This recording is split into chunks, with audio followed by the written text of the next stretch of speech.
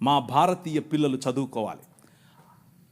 వీళ్ళు అన్నారు, ఎందుకు, మాకు అవసరం లేదు, మీ పాశ్చాత్య విద్యతో మేమేం చేస్తాం, మేము మంత్రాలు చదువుతాం. ఆయన అన్నాడు, మంత్రాలకు చింతకాయలు నైరాల్తా హై. అలెగ్జాండర్ డఫ్, నో, చదవాలి, మన పిల్లలు చదవాలి, ఆంగ్ల భాషలో చదవాలి, ప్రతి భాషలో చదవాలి, తెలుగులో చదవాలి, తమిళంలో చదవాలి, బెంగాలీ కావాలి, పుస్తకాల తర్వాత పుస్తకాలు, పుస్తకాల తర్వాత ఈ అలెగ్జాండర్ డఫ్ యొక్క ఇన్ఫ్లుయెన్స్ కారణం చేత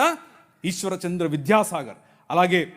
రాజా రామ్మోహన్ రాయ్ ఇలాంటి వాళ్ళు నిలబడి, ఎస్, మా పిల్లలు చదవాలి, మా పిల్లలు కూడా చదవాలి, మంత్రాలకు మేమేం చేసుకోవాలి, అవసరం లేదు, ఎల్లమ్మకు పుల్లమ్మకు పోయి మీరే చదువుకోండి అని